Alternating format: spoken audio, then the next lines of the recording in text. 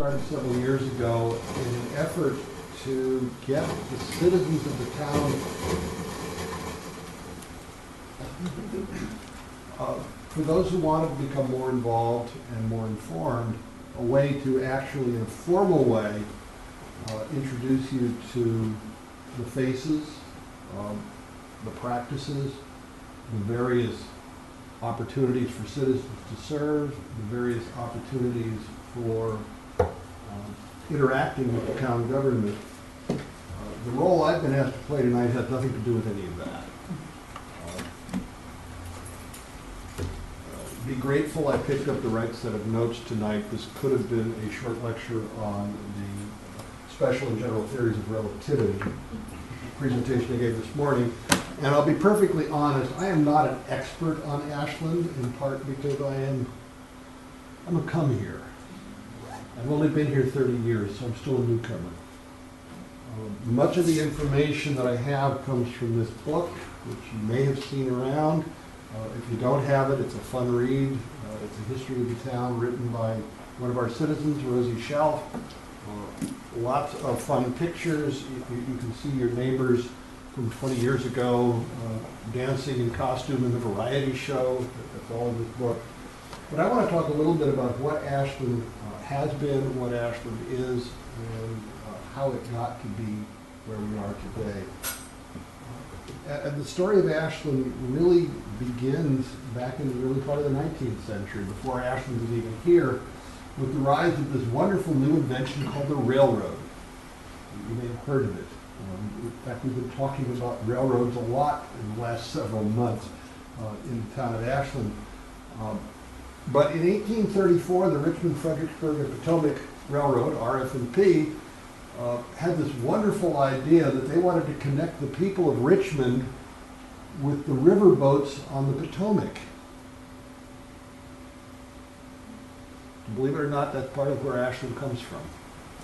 In 1834, RF&P bought the right-of-way to run a railroad between Richmond and Aquia. They weren't thinking about going any further north because Aquia had access to Aquia Creek, and they could take people from there down the creek into the Potomac, and they could get on the river boats, which, believe it or not, the RF&P also owned. So they weren't even thinking about this stuff. But they bought the right-of-way in 1834. The first 20 miles of that railroad were completed in 1836. So they were working with a much shorter horizon than we might normally think. And they were so proud of that that they got a bunch of dignitaries from Richmond and they put them on the train. And it took them 2 hours to get 20 miles north of Richmond, where they stopped. They put on a big dinner, they served lots of wine, and then they got back on the train and they went back to Richmond for another 2 hours. And that's sort of the beginnings of Ashland as a place that people would ride the train. Interestingly, in 1842, somebody you may have heard of, Charles Dickens, famous author, Charles Dickens in 1842 took a rail tour of the east coast of the United States, and he wasn't pleased. He described at many places along this trip, and we think that some of this describes Ashland in 1842, squalid log cabins along the track, miserable stations,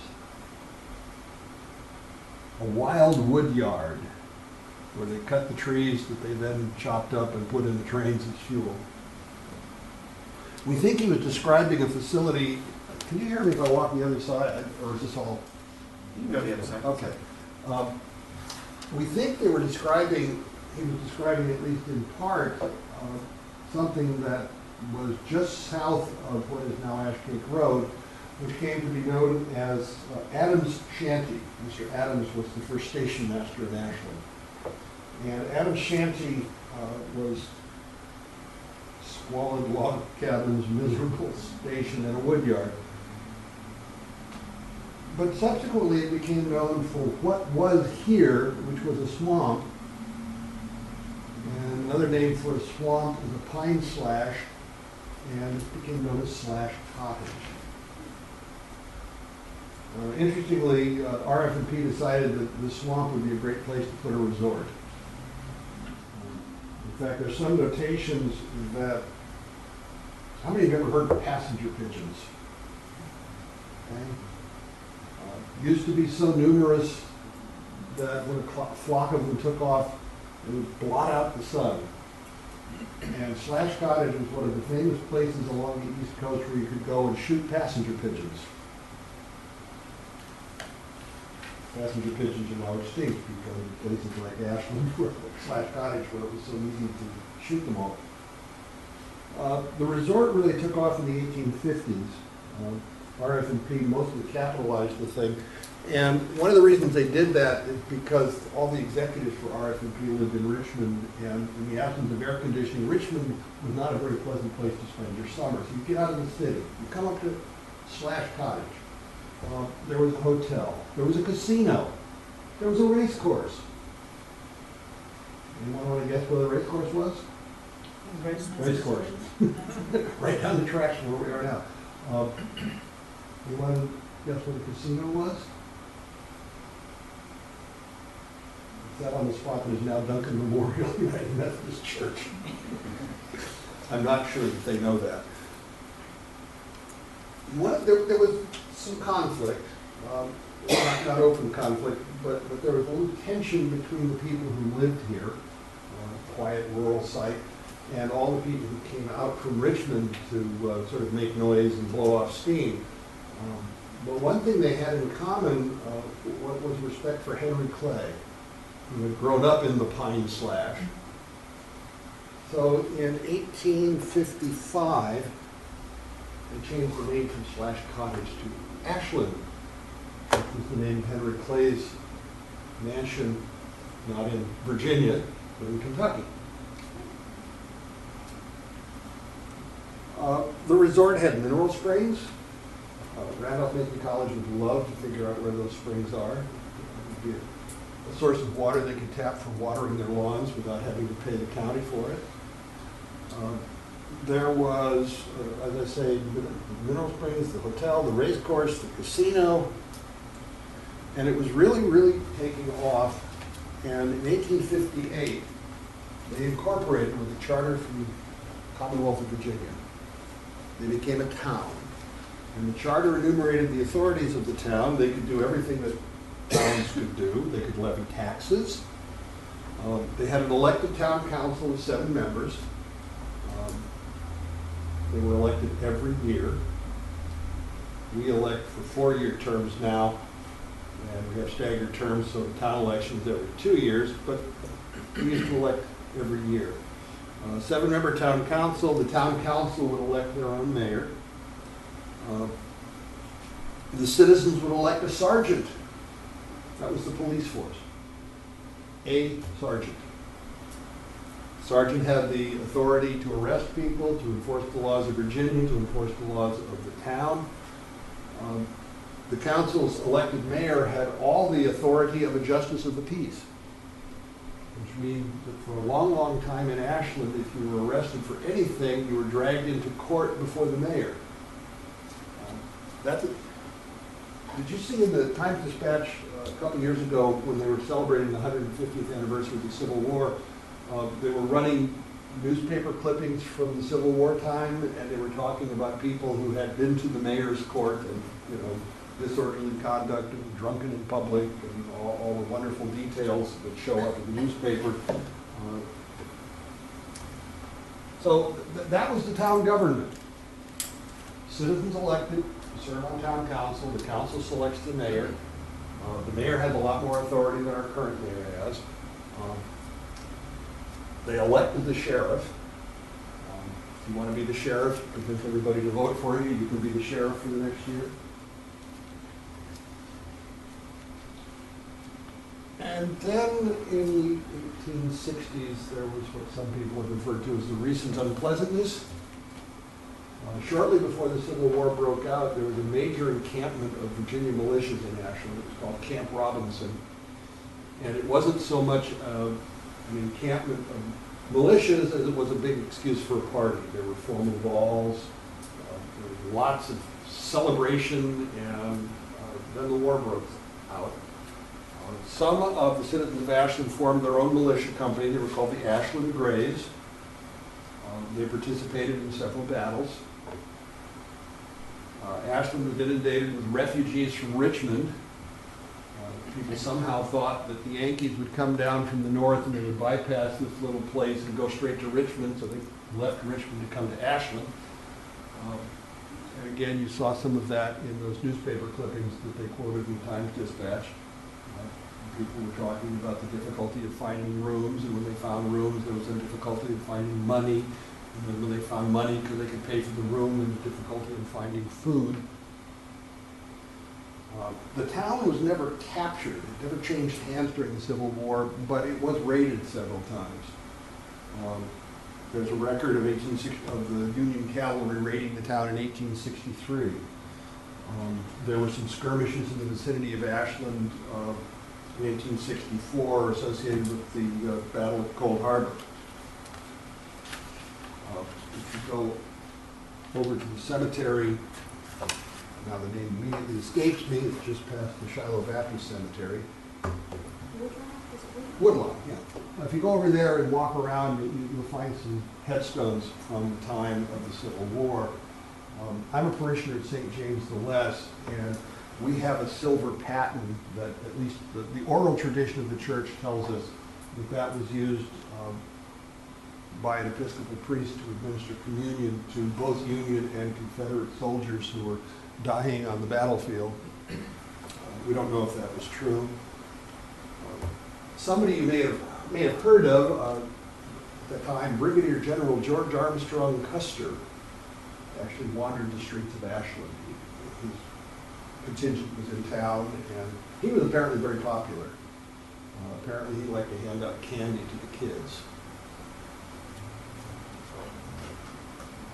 Let's fast forward just a little bit.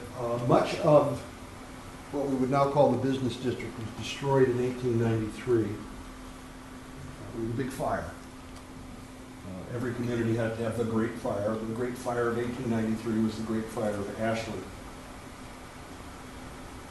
Not everything burned down. 1890, they built a town hall at an address which is now be 112 Thompson Street. I have to look to see which building currently sits on that site. The reason you don't see or hear much about that anymore is because that burned down in 1900.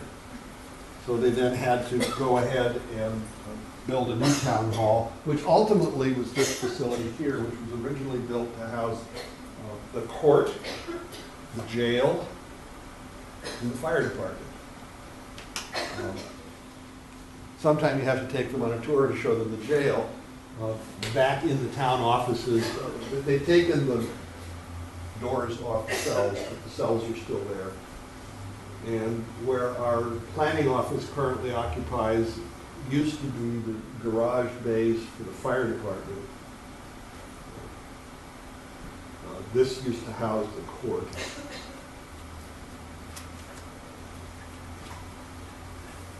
Things are nice and quiet in Ashland. In 1926, they forgot to have an election. Things were going just so smoothly, and everybody was happy and it was fine. They forgot to run anybody for town council or anything else. They had to get permission from the Virginia State Legislature to let the people who were in office continue serving. Virginia is what's called a Dillon Rule state. Under the Dillon Rule, we can't do anything that's not in our charter. If we want to do something that's not in our charter, we have to have a special bill passed by the state legislature. Next time the legislature's in session, next January, February, pay attention a little bit to what's going on in the legislature, and you'll see some peculiar little bills that only apply to one community or another community, and that's somebody who's trying to take advantage of the Dillon Rule to get the state legislature to permit them to do something. We actually had to do that several years back. Our original charter did not allow us to tell somebody who was living in their home that they had to keep their lawn mowed so the neighbors didn't get annoyed. So we got our state legislators to put a bill through that allows us to,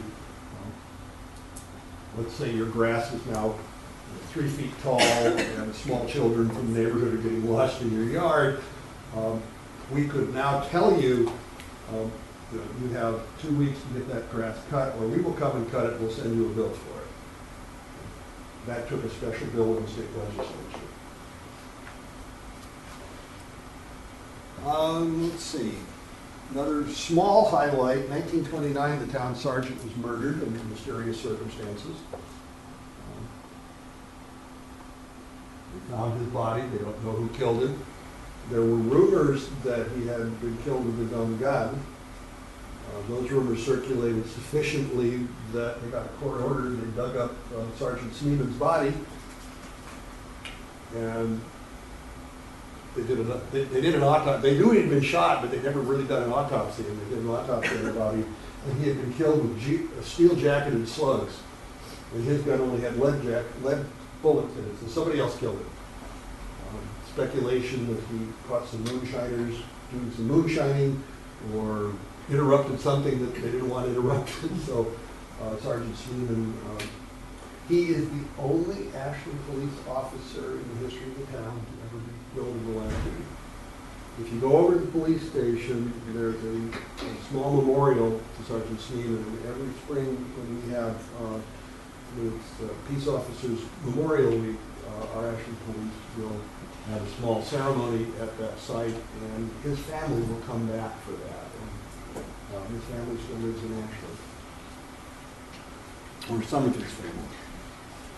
Well, we talked about the town council at that time was 7 members elected for a year, and the town council had the authority to levy taxes, and the mayor sort of almost wielded police powers, especially if you can imagine that, let's say, you and I are collaborating, and you get me elected to town council, and somebody gets me elected mayor, and I see to it that you get elected sheriff, and now the two of us can say, we don't like you, we'll arrest her for something, and we'll just drag her into court. That's not a form of government. Editorial comment, if you see what's going on in the city of Richmond, you get the notion that a strong mayor form of government may not always be the best solution. There was another form of local government that was actually invented in Virginia, in Stanton, called the council-manager government. And in 1950, Ashland switched from strong mayor to council-manager. So we've had councils appoint the town manager. They hire somebody who is a professional who takes care of the administrative duties, and that allows the council, the people who sit up at that dais at least twice a month in the current model, that allows them to work sort of at the policy level. And the town manager is the one who hires and fires employees. It's the town manager who gets the phone calls. Actually, town council get phone calls too, and emails.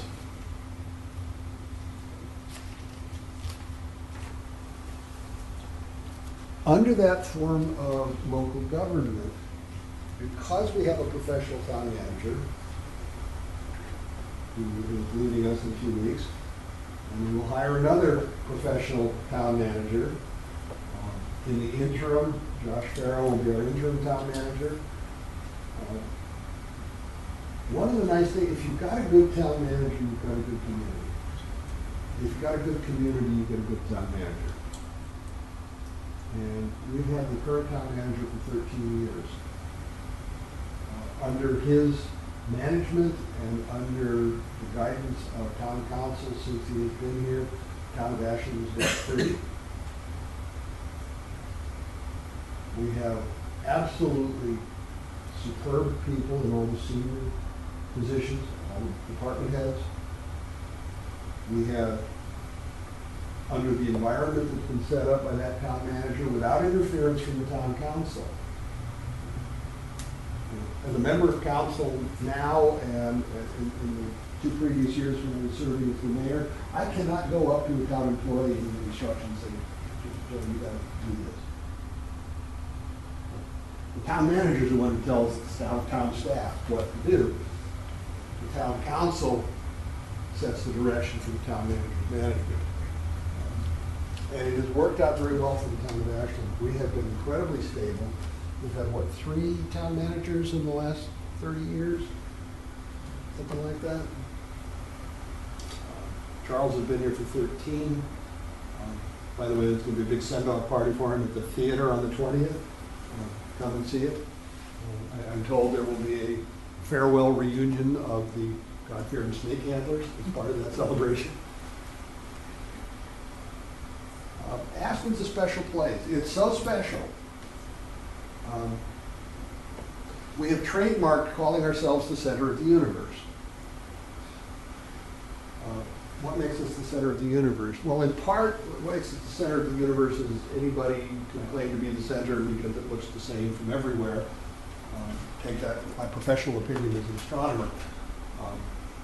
But it gave us a little extra cachet when I was mayor because if I could say we were the center of the universe, people might believe it more.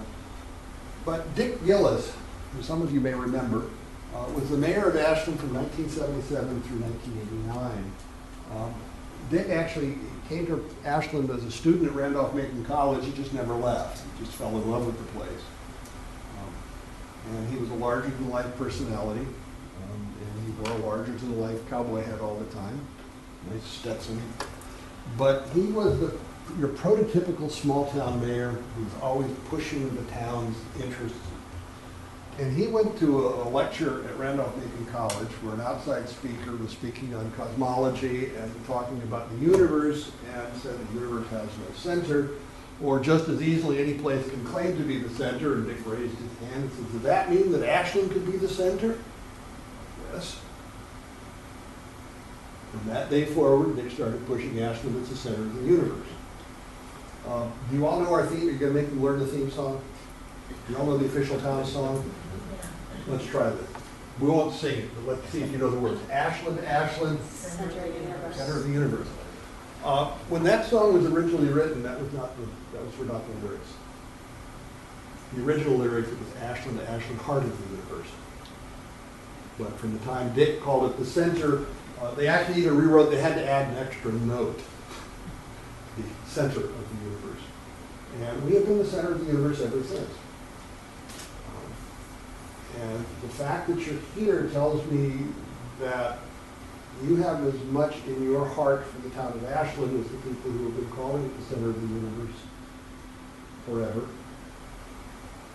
And the fact that you're here tells me that the future of the town is in good hands, because the best thing we can have going forward is a citizenry that knows how the town runs, that knows who to call in the event that they need something or that there's something that they see that needs attention, and citizens who care enough about the town and know enough about the town that they will volunteer to serve on Parks and Recreation, that they will be available to be appointed to the Planning Commission or the Economic Development Authority, or an ad hoc committee to look at what do we do with this old town hall that's falling down around our ears. That's the citizens of what make Ashland a special place. There's some magic in this town that comes from the people who live in this town, and the people who work in this town, and the people who have businesses in this town. And that's not much of a history. Get Rosie's book if you want more. But I thank you for being here. I appreciate your interest and your concern and care for the town. Yes, ma'am. If they want to know more about Ashland, they should go to the museum. Go to the museum, the great historical resource there. Item in the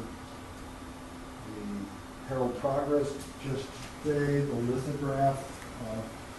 The museum has a lithograph that was given to them by Jim and Betty Moore. That is one of only 2 known copies of this lithograph, which is a picture of that Camp Robinson that was the last peaceful encampment in Ashland before the Civil War. And it's become listed as one of the endangered historical artifacts within the Commonwealth. And the hope is that the museum will be able to raise the funds to have the lithograph restored. Incredibly valuable resource for the town. But Go to the visitor center, pull out the brochure of the walking tour of Ashland, and wander around and see the historic buildings. If you don't already understand why we're so concerned about any proposal to put additional tracks through Ashland and destroy the town, you can see what the heritage is that they're talking about wrecking. I won't pretend to be on that soapbox. For some reason, we've been talking about it a lot lately. And we've been talking about it a lot behind the scenes before it became a big thing for everybody in the streets to talk about. Mayor Foley tonight is actually at a neighborhood watch meeting where they're talking about the railroad questions. Usually this is a ceremonial role reserved for the mayor, but he's busy, so. I think I can find my notes from the last time I did this. Any questions, comments? You're in for a fun ride. You're going to learn a lot, but you're going to have a lot of fun doing this. So, again, thank you for your participation, and look forward to seeing you around town. Thank you. Jump in with that. Just want to give you a little background on where you are, where we're going to go, so you know what to expect coming up. Dr. Spike was very nice saying you're going to have a lot of fun with this, and over the course of I want to find out if I said something. yes, over the course of it, I think you will. The only caveat I'm going to give you is over the next 2 meetings, bear with us. We're going to kind of go through what government is, what local government is, a little bit on leadership. And then after that, we're going to have you dive in and get in Public Works and be driving tractors and go to police and deal with use of force simulators. So then the fun will really start. So please bear with us over the next 2 meetings. We're going to try to dump as much information on you as we can. And hopefully that will set you up for when you're in it, doing the day-to-day stuff, learning from our street crew, what they do on a day-to-day. It'll help you kind of understand the context in which they work. It isn't on the agenda, but we have such a large group. The next thing we're going to do is a life story. So we're going to break out into groups to do that, but I do want to get to know all of you a little bit and not just have a third of you get to know each other. So we're going to do the very typical thing of go around, your name, how long you've been in Ashland, and I'd like to know why you decided to sign up for the class. We'll start with staff just so you know who you're talking to. My name is Joshua Farrer. I'm our Deputy Town Manager. I've been here since 2006. I started as our Assistant Town Manager. The recession came, we did a reorganization, and I took on quite a few additional duties and became Deputy Town Manager. As of, I think, the 24th of this month, I'll be our interim town manager once Charles makes his way to Lynchburg. So that's me. I've been here for 10 years, absolutely love it. My wife and I just moved to Cubs Lane, actually, so we're just on the other side of the town line, but have been here, love it here, and plan on staying. So, Joe, why don't you go ahead and let them know who you are. My name is Joe Collins. I'm the management analyst and clerk of council. I've been here for just a little over 2 months. Just came here from, just graduated from East Tennessee State's MPA program, and really enjoy my time here. I'm Wanda Cornell. I'm been in Ashland since '97, and I came to work for the town in 2003. And my title here is assistant to the town manager.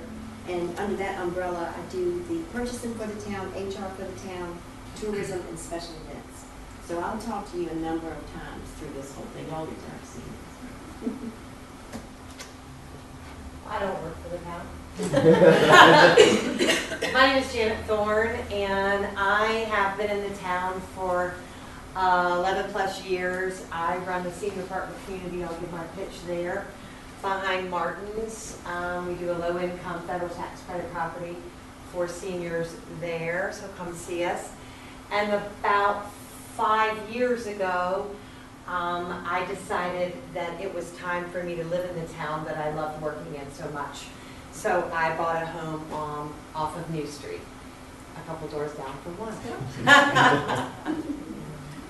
I'm Lisa Pearson. I've been here almost 2.5 years, and I'm here tonight because I love Ashland and I want to get involved. I'm Steve Sawyer. I've been here 13 months, so I'm relatively new. Kind of back into the area. Years ago, when I was in high school, my family ran American Campground, if you're familiar, across from Bass Pro Shop. So did that a long time ago, so I'm kind of back in the area. Love Ashland, love the community, just want to be a part of it. Hi, I'm Lynn Jordan Coker, and I don't work for anybody. I'm tired. It's wonderful to try it. And I've been here 3 years. And actually my daughter saw the ad for this class, and she said, you should go. You know, we changed roles. I'm the child, and she's the mother. And so I thought, I really would like to do that, because just being here 3 years, you don't get to know very many people, you don't get involved so much, and I thought it's about time I did something. Someone jump in, go next, whoever.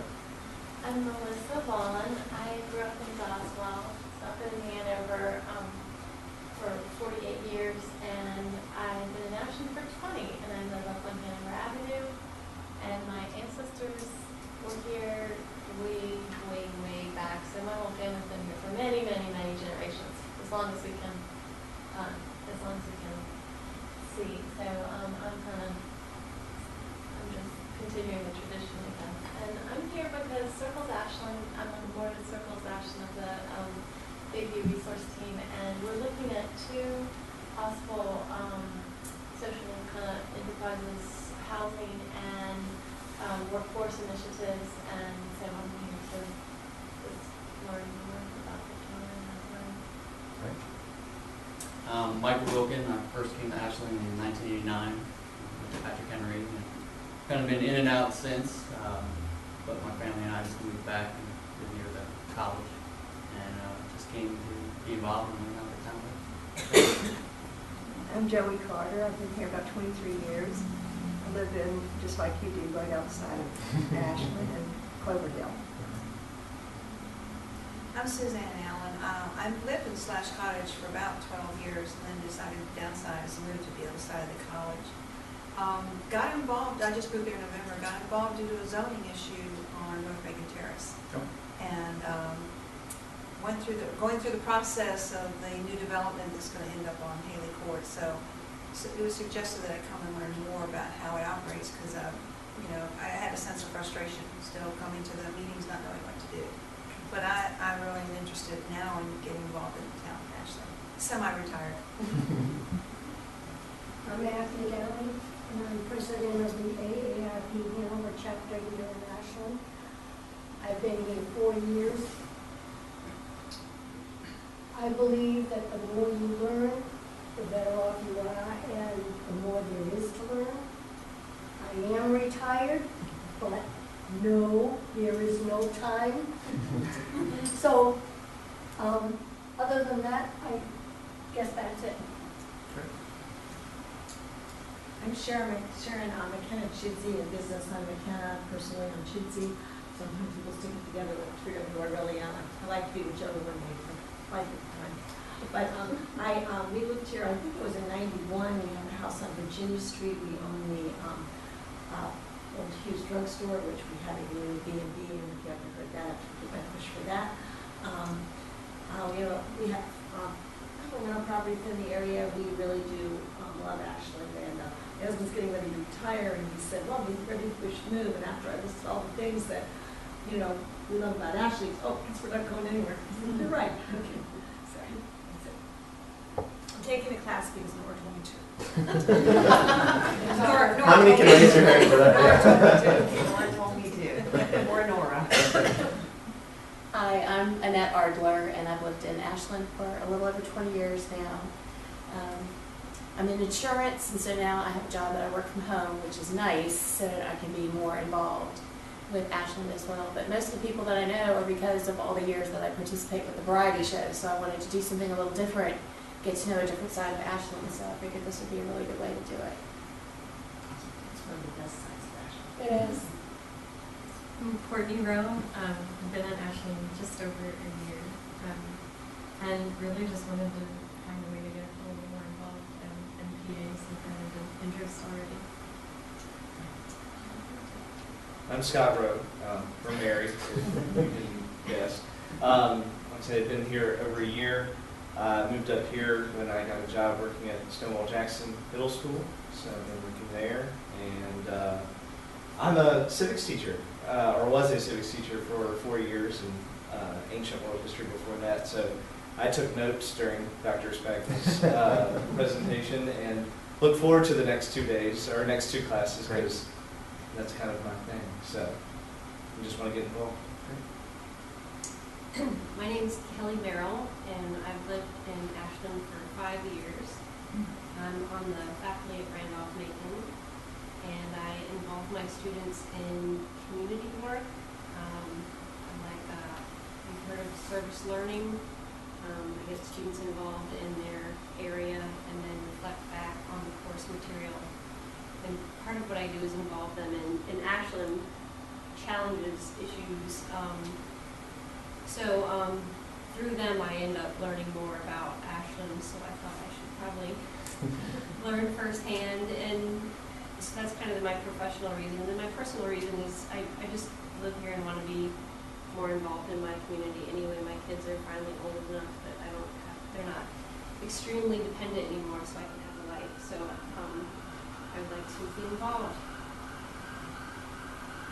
My name is Jo Murray, and I'm a returning student. I had to drop out after 2 classes because my husband became gravely ill, so I'm back to learn some more. I enjoyed the classes that I did attend, and I'm looking forward to being involved in my little town.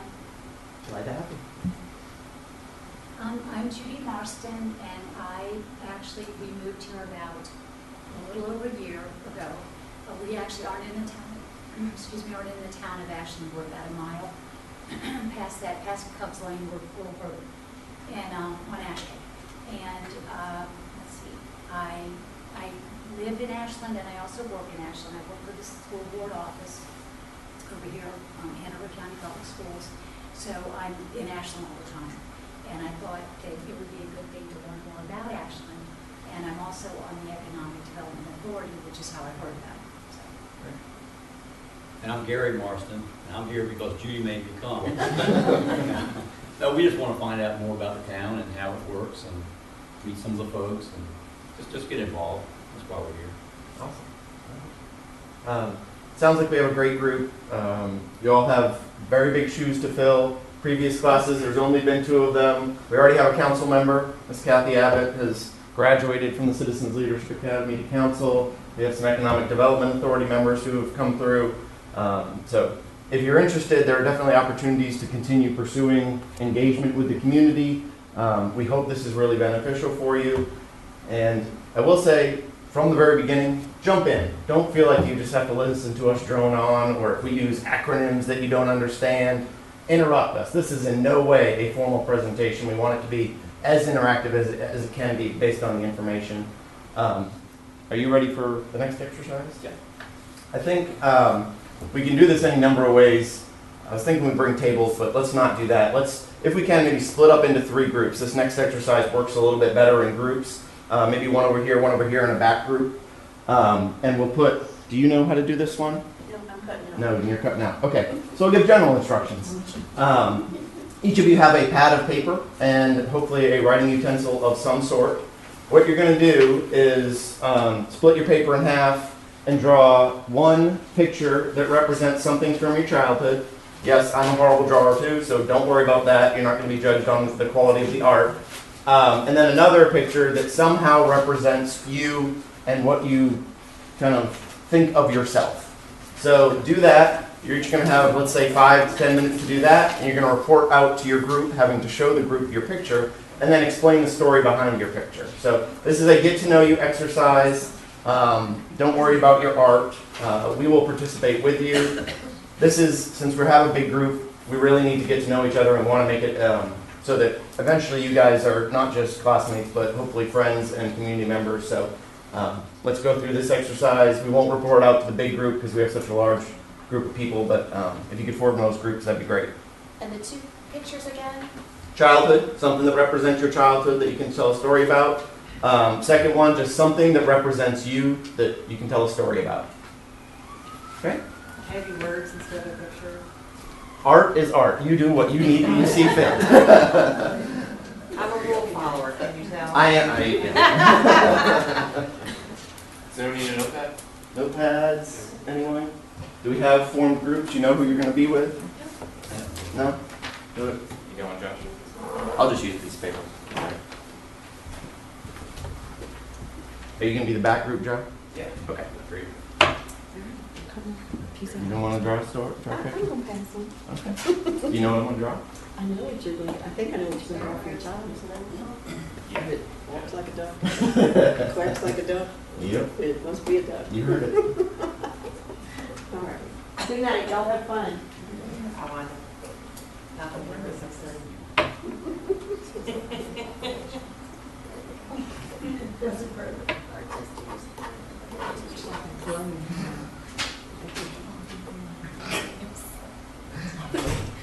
Might be a different presentation.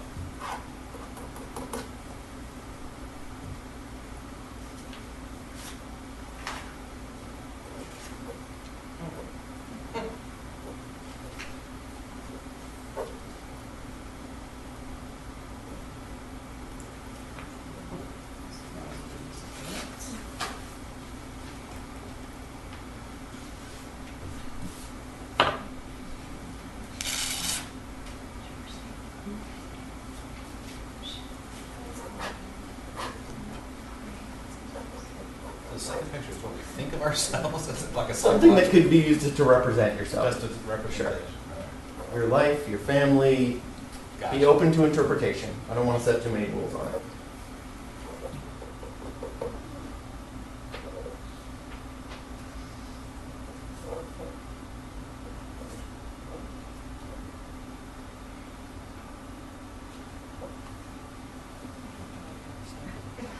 You don't figure mine, I don't.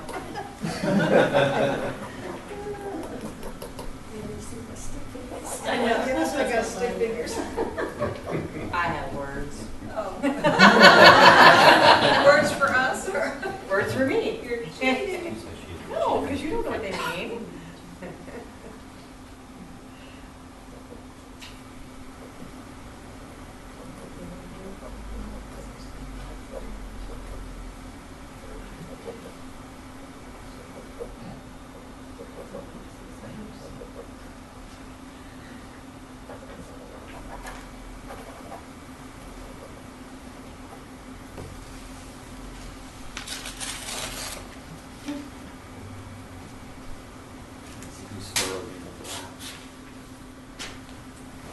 Put these in an envelope and we have to guess who's who. We're going to post them on the town website. No names, of course, right? Yeah. What was your name again?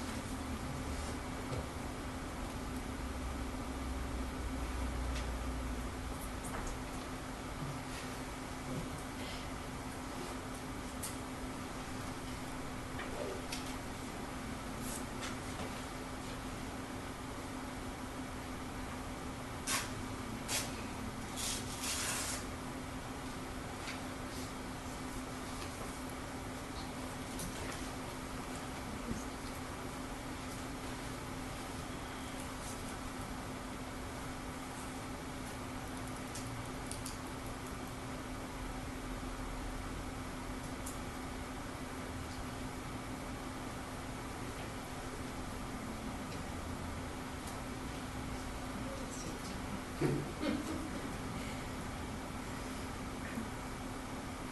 looks like most people are wrapping up. So if you need more time, Everyone's getting there. I'll just go and be the test dummy for everyone so you kind of get the experience of this and then separate out into your groups. I'm a finance guy, I'm not an artist. The top one, these are supposed to be ducks. I actually grew up on a duck farm in Massachusetts. We had, I think, something to the tune of 10,000 ducks on our farm, sold them to New York. My father would go 3 times a week, drive down to New York, sell ducks down there. For some reason, pick up eggs. I don't know why we wouldn't have had our own eggs. I just have a distinct memory of that. So I grew up as a farm child. I grew up probably for the first 12 years. And then, in one of those weird life instances, things changed. A golf course came in and bought our duck farm. So I was then a golf course kid after that. So 2 fairly dramatic childhood upbringings, but that's my childhood story. I think you can imagine growing up on a farm does have kind of an effect on you. My first job was picking eggs out of the duck houses for a penny an egg. I think I was like 5 years old and would just follow my dad around and pick up eggs. So that's my childhood picture. So there's ducks. The other one I think is probably self-explanatory, other than you can't tell what the picture is. That's a fire truck, and that's kind of a teacher teaching. Both my parents were public servants, so I think it's obvious that that's probably why I ended up the way I ended up and doing what I did. So that was a big influence on me, seeing my dad be a firefighter and then eventually work for the Massachusetts Firefighting Academy. And my mother was actually a teacher's aide working with autistic kids. So that was my upbringing, farm life, parents as public servants, and here's where I am now. So that's all you're really doing. Take 2 minutes, 3 minutes, talk about your stories with your group. Hopefully react to each other's and ask questions if you need to, and just get to know each other. All right. I guess we're going okay. Okay, you go first. Okay, I'll go first, and my pictures are awful. Not that I'm a charger. My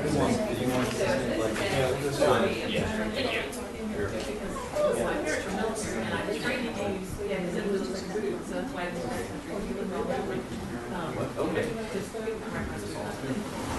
I was thinking horses. Yeah.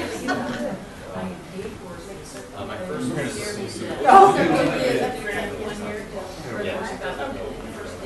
it's supposed to be a Buckeye, not a Buckeye. I grew up in And Ohio. right now, I haven't seen all day outside. Mascot for Ohio State. Take chairs and It's supposed to be in Parkwood, which is the first thing I was in your making beer. I got a thing to making beer. Mine is very Yes, mine is simplistic. too. Splashing money. All right, that's why I grew up just outside of DC. So I spent all the way up to high school and now I spend most of my time going to DC. Go back to DC.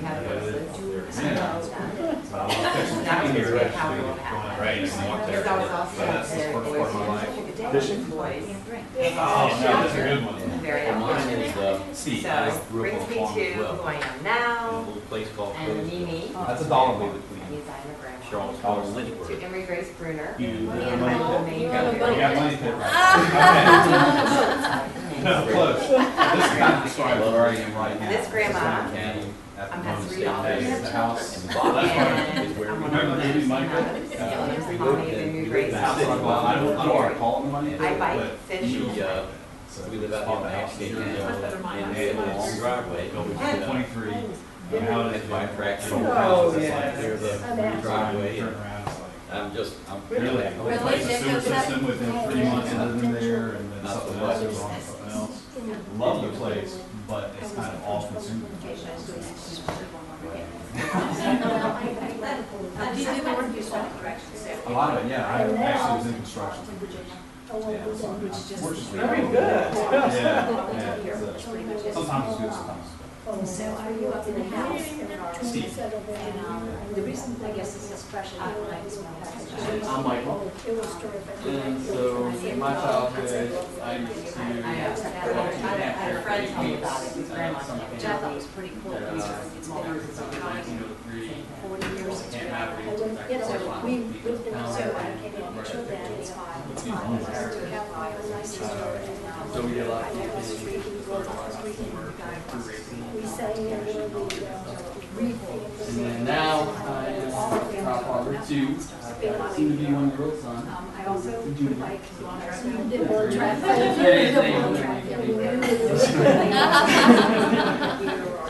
And an 8-year-old daughter. I didn't go over Europe, but the one memory I have is the apple tree. And I used to run the boys, I was like redheaded girl and young girl. And they would kind me into climbing up the tree and throw them the apples. And that was a big deal for the whole neighbor across the street. I would always jump the fence. All right, so my left picture is my childhood, which is a golf hole. That my job was done. So it's me now. So we bring horses. I start off the summer fairly poorly, and then by the end of the summer I'm better, and then I lose it all. But ever since the 7th grade, my dad and uncles, that's what we did, weekends, vacations, and things like that. And then, as I said, I taught history for 11 years in Prince George County, so south of Petersburg, and came up here and started working with Stonewall Jackson as a senior teacher, grade level administrator. Love my job. They're gonna be going. It's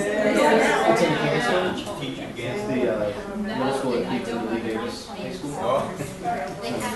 Love going to my job every morning. Go to the stay for a very long time. I loved it. Oh, thank you.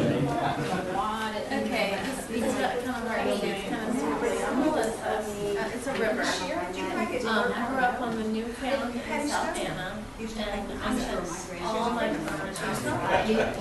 very, very little. And so, the funny thing is, now, and I didn't even know this until I did, but I love gardening, and I love nature, and I've become a sustainable architect, and I've directed 2 large firms in Richmond as their sustainability director for the last 16 years, and I practiced 2 years ago, and that just being so now I am full circle speaking nature and nature. That's just the way I life again.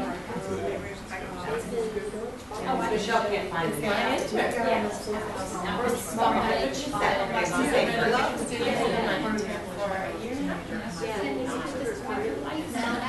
That's why he hadn't been. That's why he hasn't been showing up. We agreed that he wouldn't show up for the month. It's October now. I watched this Discovery Channel, they do it stage when I was. Yeah. My name is I like the words of and it. that's just, all I have to tell you is one day, rail, oriented, and you gotta do all red. It's a cross between Thompson and British Reds. But a lot of the time, you I started out and everybody Right. tried to flag. It was like all the time. So I showed up to the meeting at Telemark and found my turn I lived in London, So I did had my family, squat for 3 years. country. You know, that's, I walked it. that's I some walked things. it. I always thought about it. Because I took a mile. I got a flashlight. My boyfriend said just call me and competition deal in. I walk every day. Starting, but And I bike to work. you could do things work that and I way. love New York. So that's what I do. This one is and everyone's out there. I watched She was doing it from France to ski in Basel. I live in a train town and can't ride it to places. He's just backtracking. It took him a while. I mean, now he is. When he first got here, he was like, what? You don't ride it like into the city to go shopping? Or, no. They got new ones after I graduated. So I kept yeah, I was Try not not trying to to see go them. make a difference. but I just And then I worked with and so the white, you know, one and I did not realize that you could take the train, the train, and I was on the call, so I said that to my daughter, because I have a 2-year-old granddaughter. For her to ride in on the train for training day. I ran all the town, which was on the side, and now New York, Philadelphia, and I never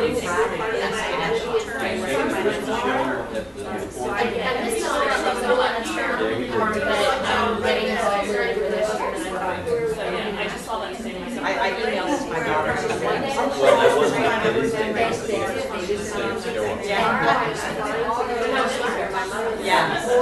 see him walking down the drive. He's in the state of Virginia, and he actually They're all the first year I was there, I was by the Tulsa, and it was like they parked the vans right in the middle, open doors like just the Red Sea, they just opened up and came out. I want to take her, I ran into Candy at $7 there. We live right in this much cottage, the lady's just laying there right on it. I was quite awesome. I see it. What's your name? I see this with my big stairs. That's where I live. You should be rich back though. You should go contract or something. No, rich is one of the horses.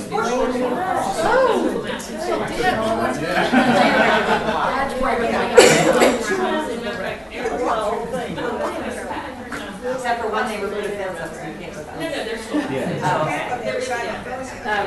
I drew the old well. Yeah. I should have that neighborhood there. One of the reasons I was on the contract. Of course, I still have access to everything. Everything we've got 2 bedrooms upstairs. But downstairs, that was my See, if I had a downstairs bedroom, I'd probably stay, but, and then you this is know, William's got upstairs. So I We're work going for work. If they want to come visit, they can stay one, she's got to be. So she's been here.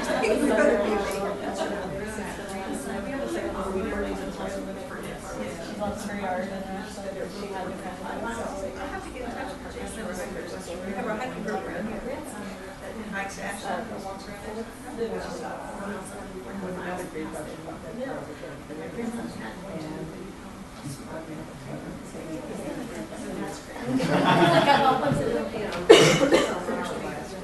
Where the price of versus coming on downstairs by yes, when we started this every Next thing's gonna be break, so if you want refreshments, bathroom, you can start doing that. If you need directions to the bathroom, I can give you those too. Well, you know, if you keep fit, if you keep, there's a lady who lives in across the street from me, she's 97 years old. She was 80, 70 or 80, and I said, she said, yeah, my daughter thinks I can't do anything, but I don't know what I'm doing. She is just the happiest thing. She has a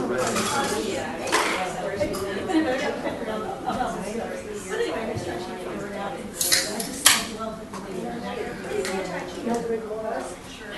No remorse. No. She's got it for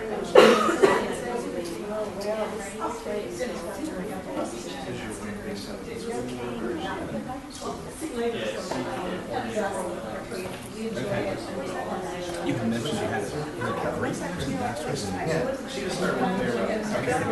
Yeah. Okay, you know what that is? You said your last name? John.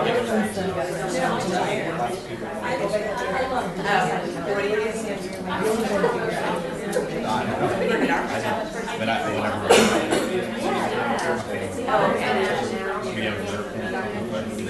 Yeah. When I was there, it was actually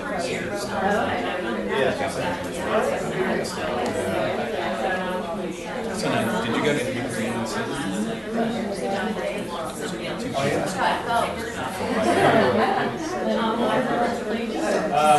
I know the same place. And they probably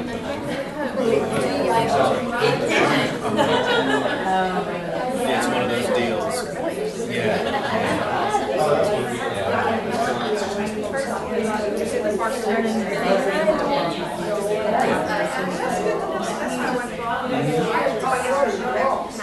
It's funny you mentioned that. You said something Snacks and restaurants. like being here, but I think you said but still being close to Richmond.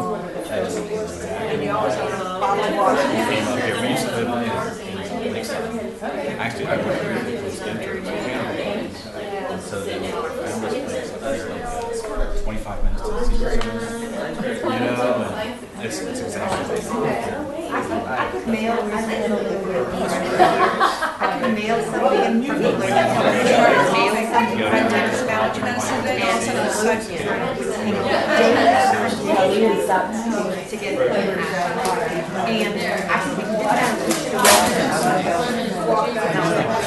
I can get that.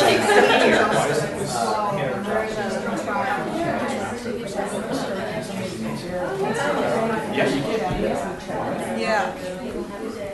That's a cute top. I like that. Thank you. I don't need to. So you're gonna hike Ashland? Yeah. Oh, yeah. So do you live in Ashland? And then the other thing is,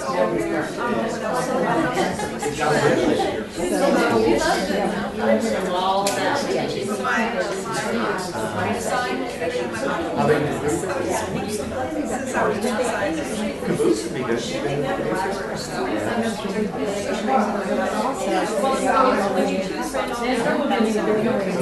Is that right?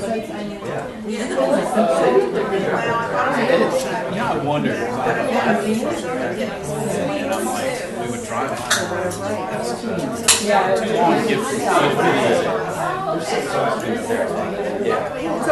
gonna be amazing. That one wall is like that kind of defying gravity. And I think it's yes. Yeah, I've been in that. But I don't think the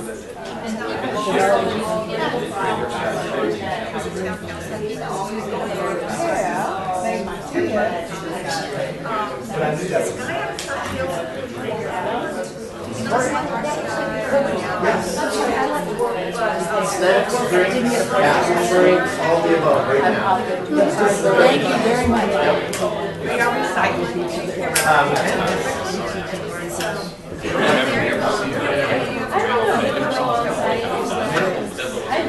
I wouldn't mind another one. It's easy enough, but yeah.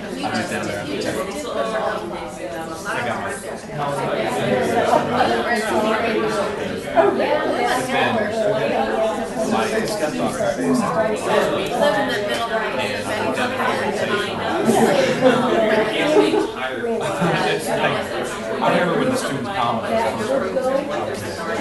and it's like huge, and then the kids do gym. I was blown away when I think that, you know.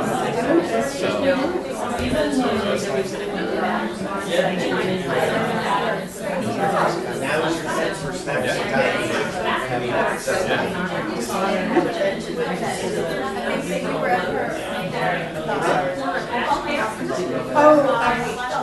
Because I was in a little apartment for 4 or 5 months. Later.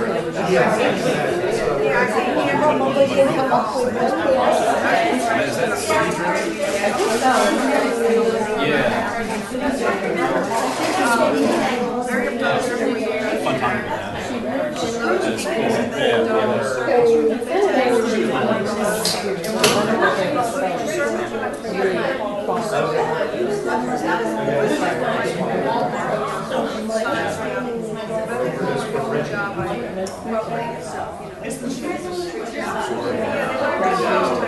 We weren't even really looking at it. We saw how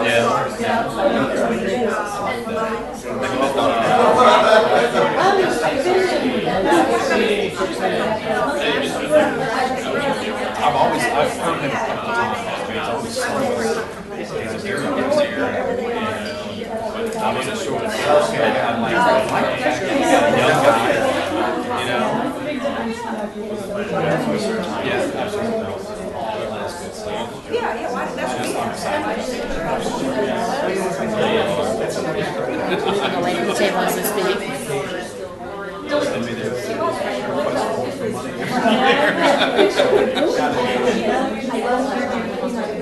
That's right, that's right. The make it real one? That's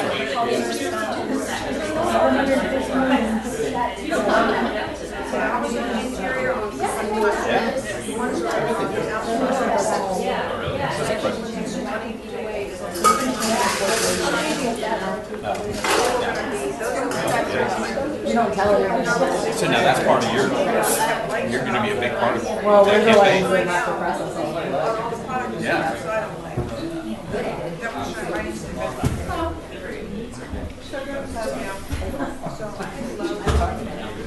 It's not in the red. Rose is in the red, not in the black.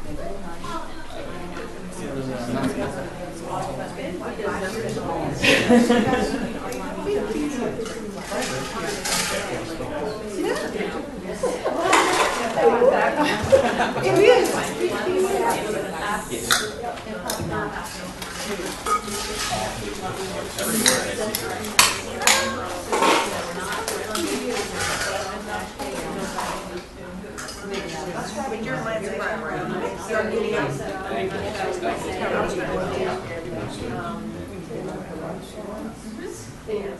that what green is? That'll be tough, straight drive. Because I was listening to that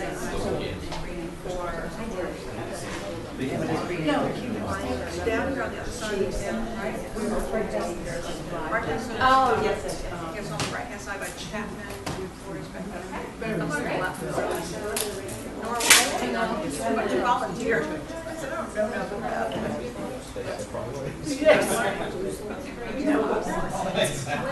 yeah, they're gonna, so apartments, townhouses. What do you guys have any? On cottage side. I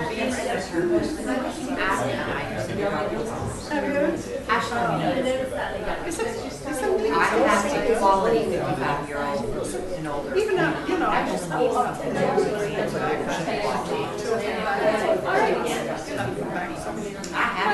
every time. Are you in the army? Yeah. The army? Yeah. What I do. I went in.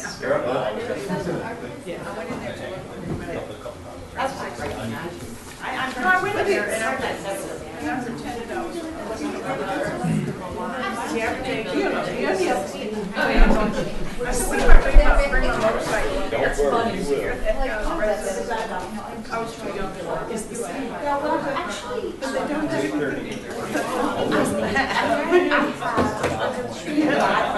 I only have 12 residents. Yeah. 12 residents.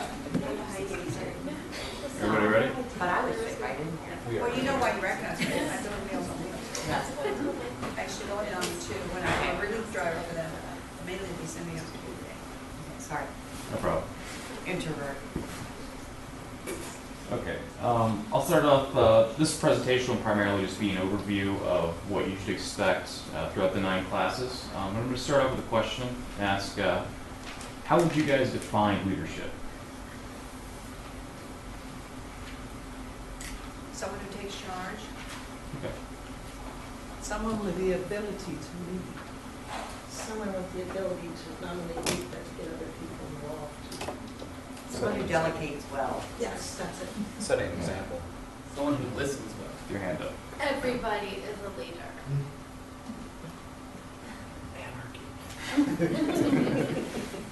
Leadership is a group property, a group working on their strengths and mobilizing change. She's smart. Yeah. Those are all really good answers. Imagine there are probably quite a few different definitions of leadership. I found this one in actually one of my public administration books. Is a pretty good general, I feel like, definition of leadership. Leadership occurs anytime one attempts to influence the behavior of an individual or group. I feel like that's general enough. It can encompass just about, any field, anything in your life. So I feel like, one of the great things about this program is we're going to give you guys some of the tools and some of the knowledge about the town and the community. So hopefully you can use your leadership skills to better improve your street, your neighborhood, your town, and your community. Some of the things a little bit more in depth about the Citizen Leadership Academy, you're going to get a behind-the-scenes look at the town government. You'll get to know quite a bit of the staff. Tonight you got to meet our assistant to the town manager, Wanda, our deputy town manager, Josh. I'm the management analyst, and I forgot to mention I'm also the Parks and Rec coordinator. And we'll see if tomorrow I'll have another dude. As looks like all of you, many of you have already taken advantage of, this is also a great networking opportunity, a great way to make friends and get to know a few more of your neighbors in Ashland.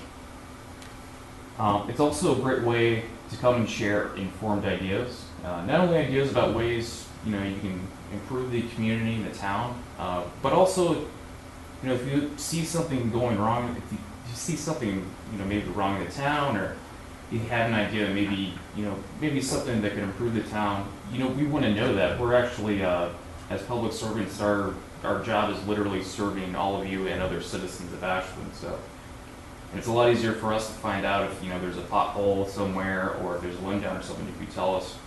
Otherwise, it might take a while if we, for us to find that. It's also a chance to ask questions. As Josh had mentioned earlier, this is really informal, so at any time you guys need me to stop, just raise your hand or start screaming at me, either one's fine. Also, it's great preparation for future service, as I was mentioning earlier. We actually, we do have a few openings coming up in some of our committees. A couple of seats will be coming open on the Parks and Rec Committee, and also a couple on the Economic Development Authority, and every few years there's always a few different spots opening on our committees and commissions, which all of you are more than welcome to apply for. But that's not all. I mean, there's quite a few different community organizations. I believe we have a board member from Circles. That's one of our great nonprofits in town. And there's also just countless organizations and other things you can do to help improve Ashland and your community. And we hope that through this class. Yes. No, go ahead, but I have a question when you're finished. Okay. We really hope that we'll be able to teach you a few more things about Ashland and just a few more ways to help improve the town. I think that actually going out of your way, coming to this class, can pretty much tell me that all of you were very interested in finding a way to make Ashland the best it can be. What was your question? We have a Parks and Rec department now. Have we always had one? Yeah. You're looking at it. It's about I thought Amber County already always did that. We still have park land, and then we have a pool that we have to operate. So Okay, so who's gonna, okay, for the, okay. it oversees that function, yes. I thought Dennis, you got the pool, I'm sorry. Been transferred to him. Oh, okay, so you got Dennis's job. Yes. Well, part of Dennis's job. Dennis, with the changes in our hotel policies, has taken over a lot of that function as far as the future inspections and all that. So we took a duty away to give him more time to focus on that and put that under the management analyst position. And quite a few of the departments help with the parks through the Public Works Department, the lands and buildings, or through buildings and grounds. A few of those guys primarily do all the mowing and do all the upkeep for the parks, but we'll get into that later when we go over Parks and Rec. Here's the class schedule. Today, October 6th, orientation and leadership, local government and regional partners. Then we'll get into the fun stuff. Those who were forced to join CLA because nowhere told them to get a chance to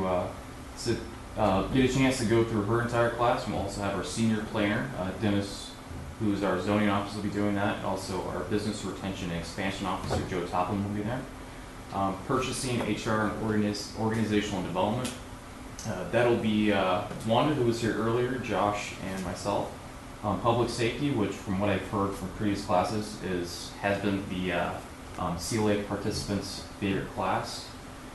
Economic development, strategic planning, would be Joe Topham again, and Josh Farah. Then public works. I don't know if any of you saw that Facebook post of last year's participants sitting behind the wheel of our front end loader. But that class will be at our shop on the northern end of town. Get to learn a lot more about our engineering department, and also, which is within the public works department, but also our street crew, and also get a chance to maybe drive around the front end loader for a second. I actually had a chance to do that during my the city manager, the town manager had me spend a day with each department. I had a chance to spend the day with Public Works Department. They let me grab the front end loader. It was a lot of fun. Budget development and finance, again, that'll be with Josh Fair. Then parks, tourism, and the farmers market. That'll be me, Wanda again, and then if you, I'll go over the graduation requirements in a little bit, but that'll be on June 20th, and you'll receive recognition from the town, get your picture in the newspaper, and also get a t-shirt. We'll get a copy of that schedule, right? Yeah, and it's online, and I can send these out again. And I'll probably bug everybody to death with emails reminding everybody when classes are coming up. Yes? I saw the list. Does Ashland have their own EMS? Fire and EMS are all done through the county. Same thing with schools. So the county handles those functions for us. You will probably, and make a note of this one, maybe see one of them at our regional partners session, which is the next one. Reach out to them and see if they'd be willing to come and talk to folks from the. Okay. And I think someone also came from, I think last year, someone with fire and EMS also took part in the public safety presentation as well. So as the previous slide explained, sessions will be held October through June, 9 total. First Thursday of the month, we reserve 6:30 to 9:30. Most classes won't take a full 3 hours. I would expect, from what I've heard, the public safety and the public works classes may very well take those full 3 hours. Does that sound pretty accurate? Those are probably the two that would be the full length, and others will be much shorter. So just it varies depending on the class. Yes. If you have to miss one, November 3rd, I'm also an officer of elections in training right now, so I think they have November 3rd as a training session. Is that election day? No, election day is on the 8th, but they have a training session with the newbies. If you have to miss a class or two, we're not able. It's just one. You guys are here voluntarily. Okay. We just might have one hole in it. One hole. And I'm also recording this and all the ones that we'll have in town hall. I'm going to try to record them and then send them out to everybody. If you miss it and would like to catch up, you're more than welcome to. And when he says record, it's only facing up there, so Yeah. you're not on camera. Thank you. Any other questions? Registration and scholarships. Received payment from I think a couple people, and also giving out a couple scholarships. Don't worry, you don't have to go right now if you haven't paid. Just bring in the money to the next class or bring it in town hall anytime. That'd be fine. Whom do we make out the check? Yeah. Town of Ashland. Town of Ashland. Can we just drop it off? We also, one of the other graduation requirements, we're going to have everybody write a "What am I going to do" letter, and that'll be submitted to me. It's due by December 1st. It doesn't have to be terribly long. Just, basically just write what you're going to do to improve the town of Ashland. Maybe a little bit detailed in it, and then actually do that. Can we just email it? Yeah, sure. Yeah, that's fine.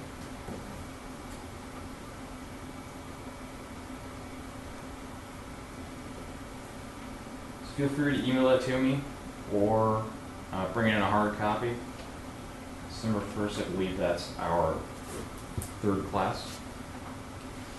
It's our hope that you can kind of figure out, you came to this with an idea maybe of what you want to do, or you can think of one, and that over the course of the however many months it is, that we might be able to provide you some of the tools to allow you to better do that. Maybe over the course of it you'll learn you want to do something else, that's fine as well, but we really want to try to enable you to participate. To improve is great, participation is just as important. We don't always necessarily say you have to do it with the government. We want partners. I mean, Circles is a great example. So if you have something that you want to do on your own, a way that you could partner with the town, that's always wonderful too. So we're really just trying to facilitate and enable you to participate in your community as best you can. Yeah, this is completely open-ended. So there's, as Josh has mentioned, there's dozens and dozens and dozens of ways that you can help out your community, your town. And I think as an example from previous years, we've had someone who wrote, I think, 3 pages of prose on what they wanted to do. I mean, literally like rhyming and all this stuff. And then someone who wrote, I want to run for council.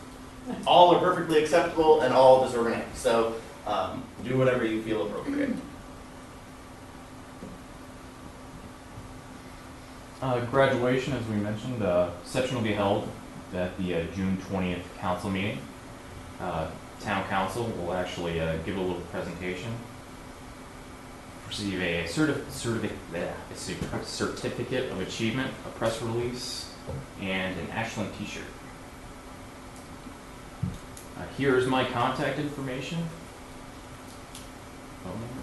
I can also hand out a few business cards to everybody at the end of class. Yeah, I'll definitely do that. What's in your email anyway? Yeah, we got your email. Yeah.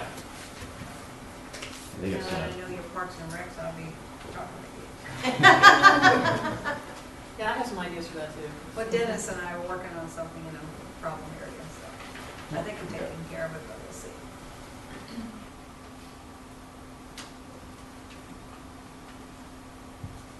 Never got that done. And I have one question for each of you.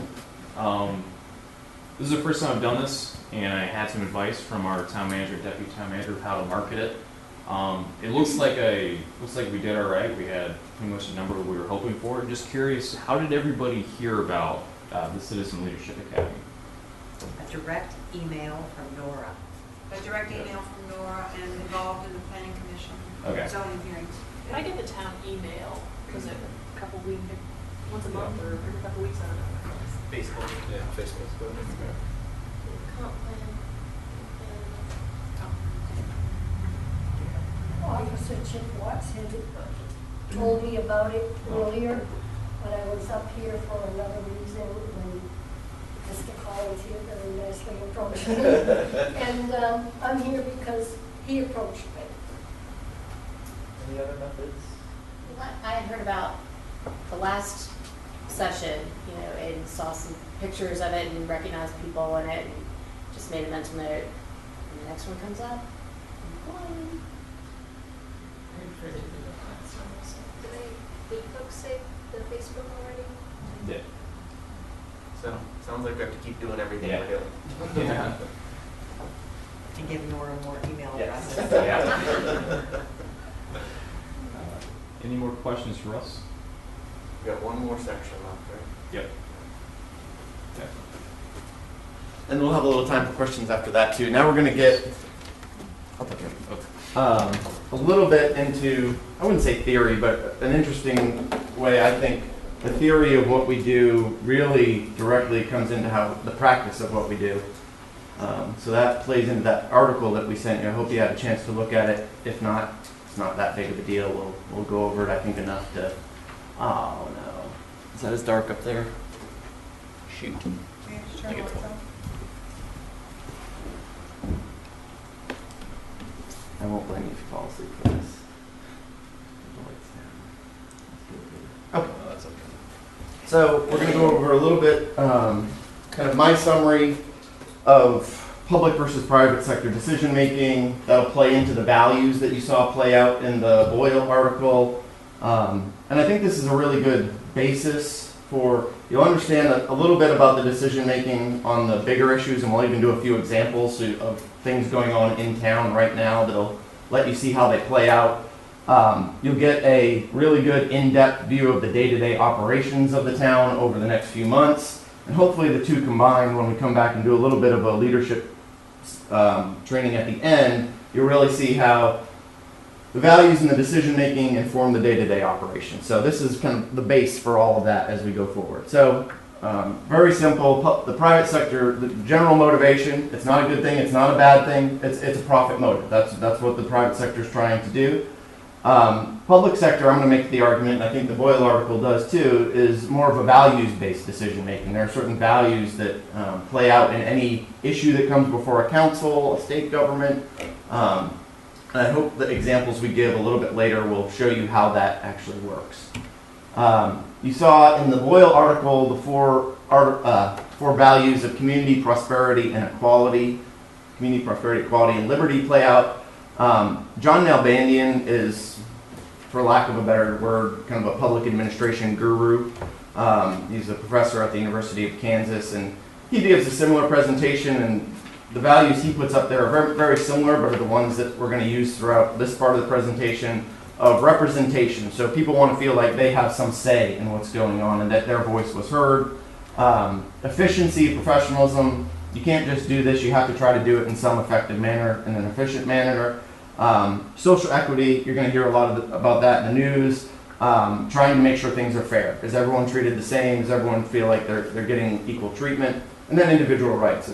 That's fairly self-explanatory. We all have individual rights, and we want to make sure as we go through public processes that we respect those individual rights. So we're going to move on to a couple examples that I think will better clarify how these things play out. And I apologize, I did not do the fancy part where the title goes up and then we go through each one, so you're going to see it all at once.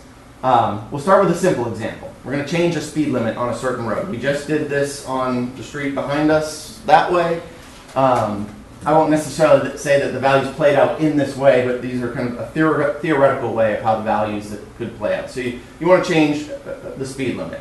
For representation, you want to make sure that everyone who is impacted by the decision has some say. So were the residents who live along the street, do they have some representation? Yes, they're the ones who actually initiated it. They had some issues with people speeding, called our police department, called council members. They were represented in that way. One group that we hope was represented, but I don't know if they were or not, were the commuters. If you're going to use that road on a regular basis, you should have some say in the speed limit, I guess. But it does affect your life dramatically. So you want to play on, do you have representation from those involved in a certain situation? Social equity, this is a value that, while involved, not necessarily a high priority in this particular case, but does the change positively or negatively impact certain groups, neighborhoods, etc.? Are we being fair to the England Street neighborhood as a residential district like we might on Duncan Street? We treat that as a residential neighborhood.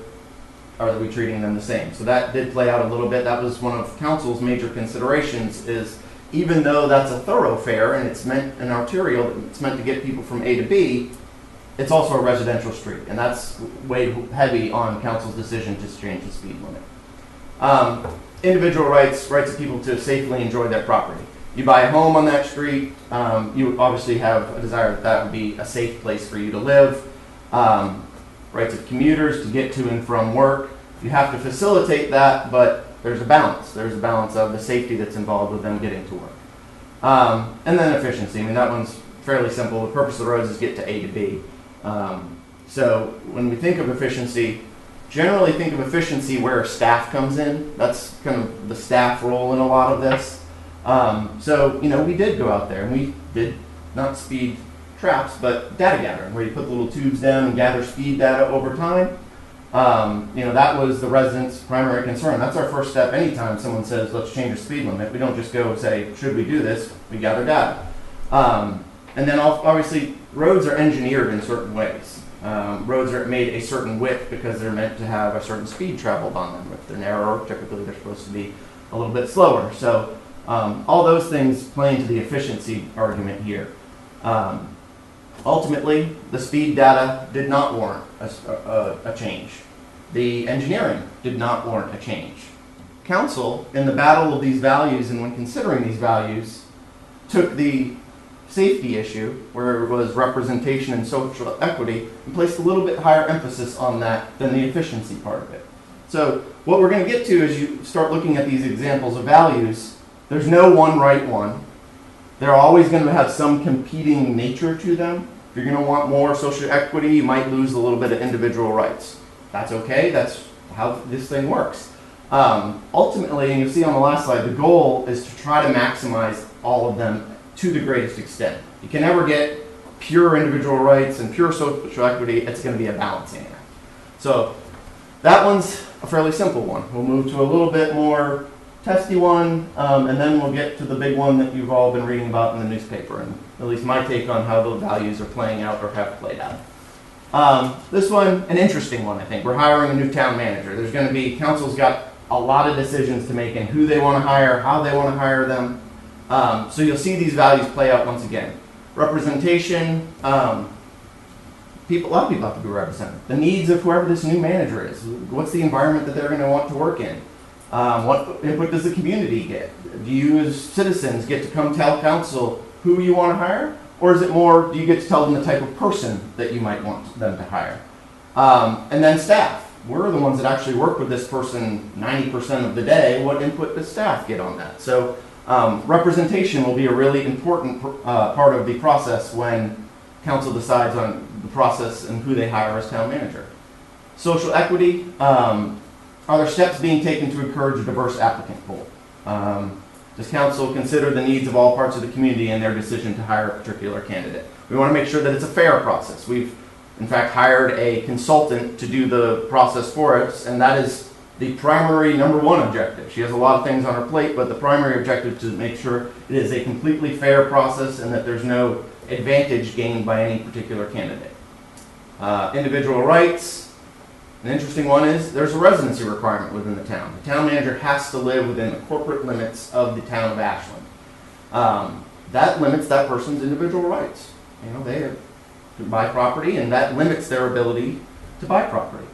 ICMA acronyms, so I'll say what they are: International City County Managers Association. Joe, myself, our current town manager, and obviously the future town manager are members of this professional association. It's all the city, town, county managers across the country. We have a code of ethics that we live by outside of whatever our various communities require of us. And one of those is we do not participate in partisan politics. It's completely forbidden for our profession. We have to remain neutral. We have to, no matter what our board is, ours is thankfully nonpartisan, which is absolutely amazing. We'll get to that in the next presentation in a month. But let's say your council is partisan. You get hired by a Republican board. If the pendulum swings to the other side, it's important that the community know this person isn't hired by that particular board because they're an R or a D. They're a neutral advice giver. And it's important that they know that when that pendulum swings, this person's still going to work for whoever the council is. Charles, in his 13 years here, has worked for, I can't even count the number of council members. It hasn't been a huge number, but it's important that they know whenever they come in that this person has the best interest of the community in their mind, not whatever their political affiliation is. So we are not permitted to put yard signs out in our yard. We can't go to fundraisers. We can't sign petitions for certain candidates. It's a little piece of individual rights that we give up when we go into this profession. Efficiency. In this particular case, I think the hiring of a third-party consultant to do the search process was the most efficient way for them to go about it. We as staff, I think, could have handled the job, but especially with Mr. Hartgrove leaving, me taking on a bunch of his duties, it would have put a really taxing process on the staff. So it was more efficient for council to go with a third party. And then just efficiency of the process. How do they want to do it? Do you want to, like I said, solicit input from the public at a public hearing of what they want in the manager? That would be a fairly efficient way to go about it. Or do you want to bring the candidates up and have them meet with every citizen in town? I mean, obviously that's exaggeration, but you can vary how efficient you're going to be in these processes. So I think that example, while it's an interesting thing going on in town, does really exhibit the values that you're going to see. And then finally is the one we're all talking about, high-speed rail. I'm going to try to put my town manager hat and be neutral on this one and say, not advocate for anything, but I do want to try to show you how the values are coming out and how council has to consider those. Representation, it's what everyone's talking about. Where's the input? Who's had input? At what point? Has there been sufficient input? There are a lot of people, not just in Ashland, not just in Hanover, across kind of up and down this corridor that feel they have not had sufficient representation in this process. That is, I think, the best example of how the values play into local government that you're going to see is people generally feel like they have not had sufficient representation. Social equity. Where does it go? Who's impacted? People want to feel like they've been treated fairly. I think there's been, history is a good predictor of the future, maybe not. You know, when the highway went through a lot of African American neighborhoods. That's not necessarily the most equitable decision.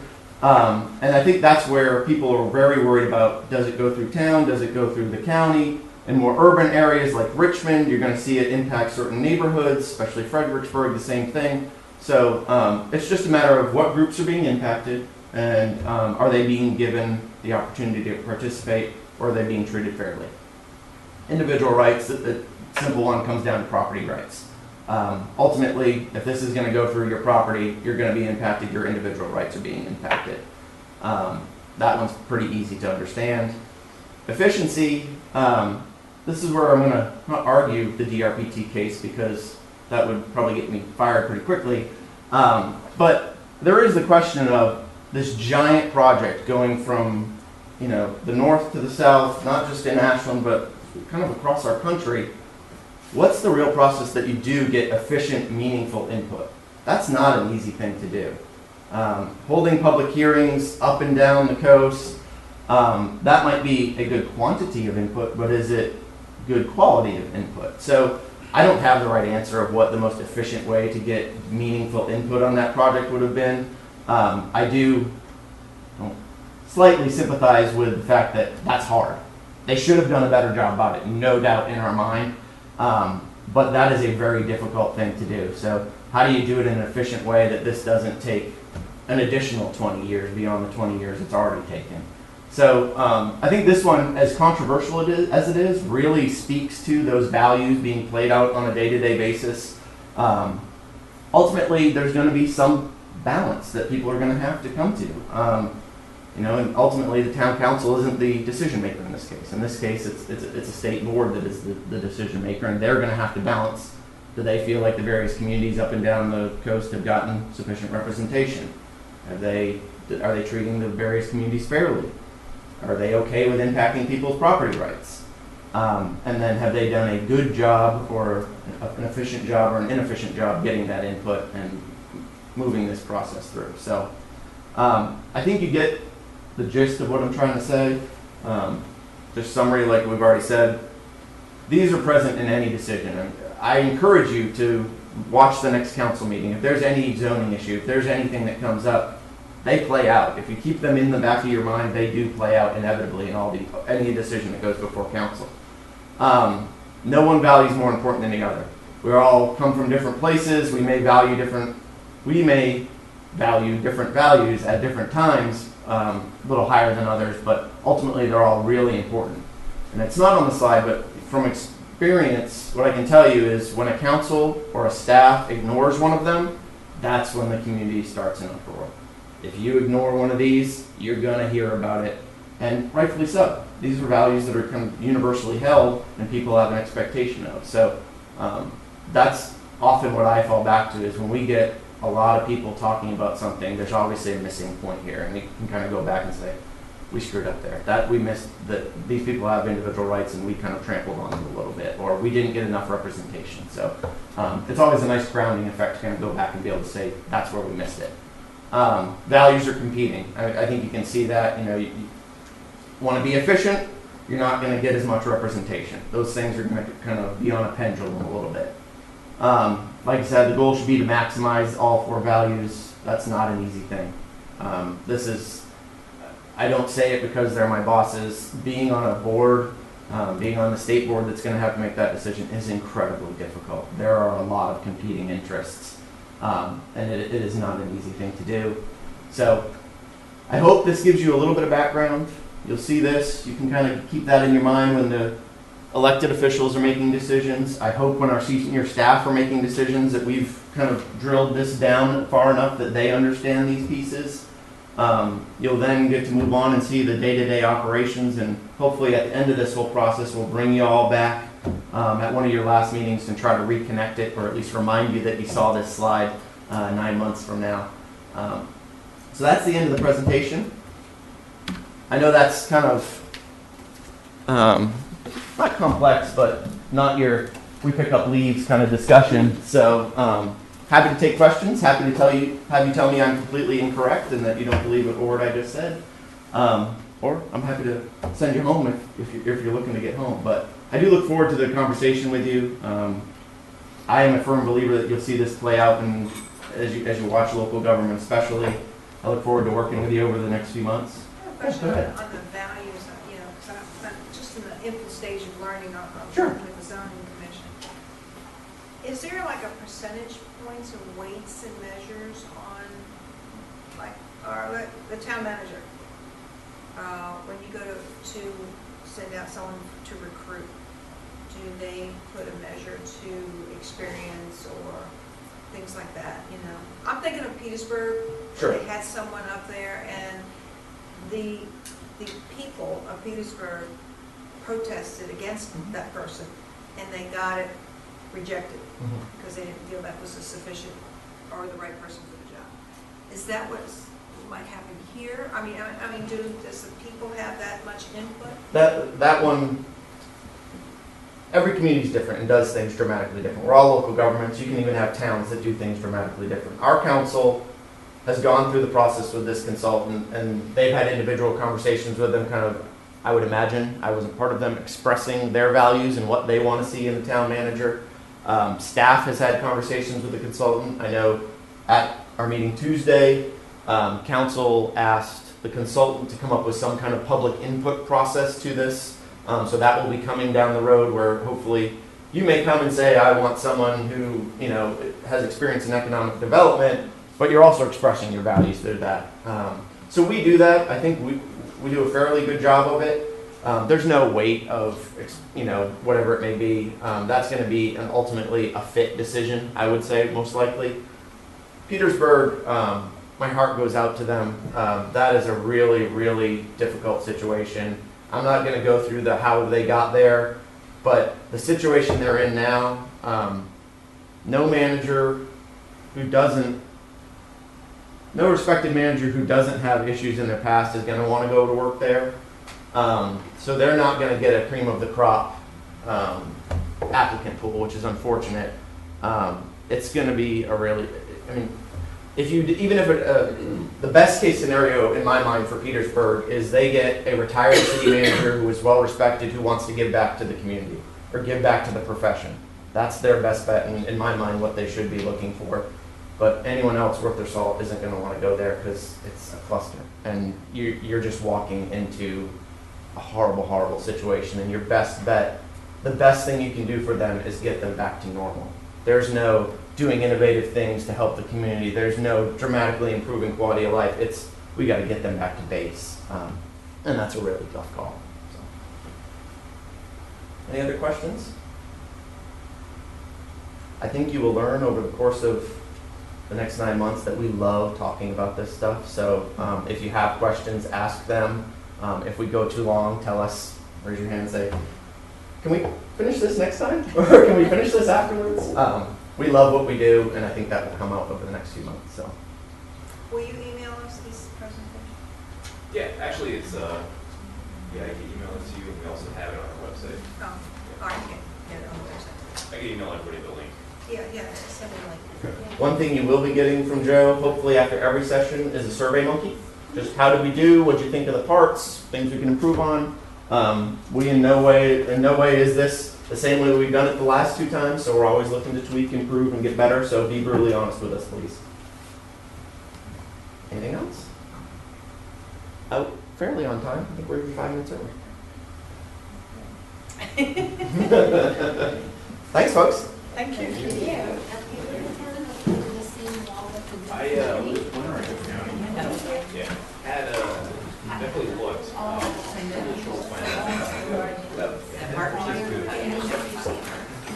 Unless you're 55 or older, and then I have to have stay. Where's the application? Exactly, across here with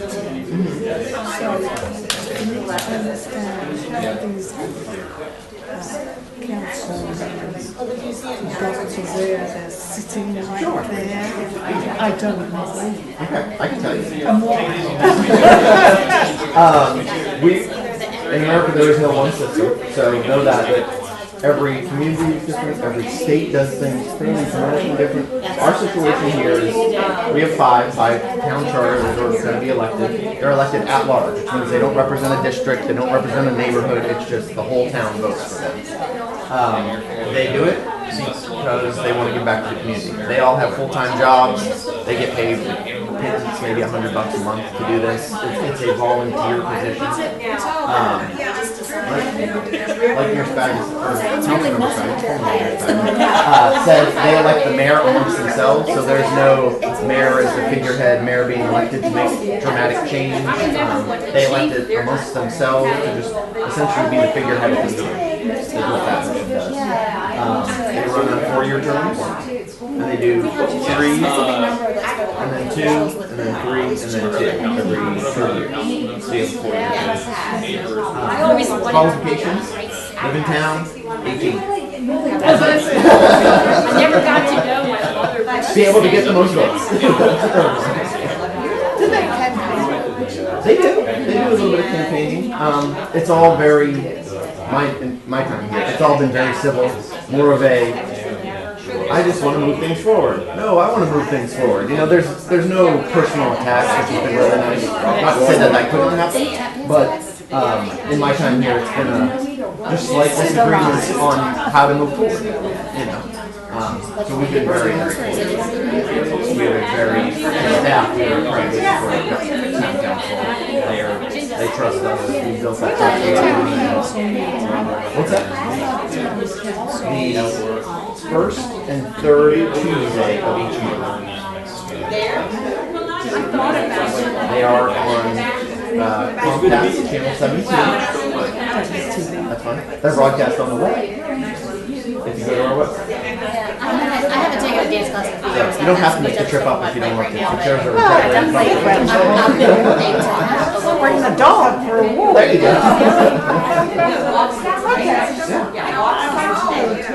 Sure. They would love to have you. Oh, just to see. I'm trying to think of what's on the next one. Present our audit to the next one.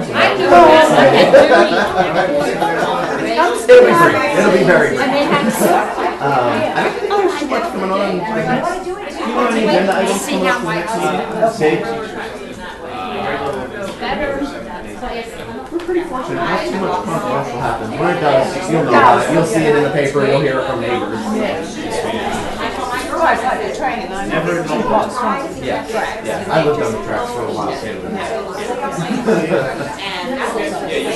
I didn't realize that.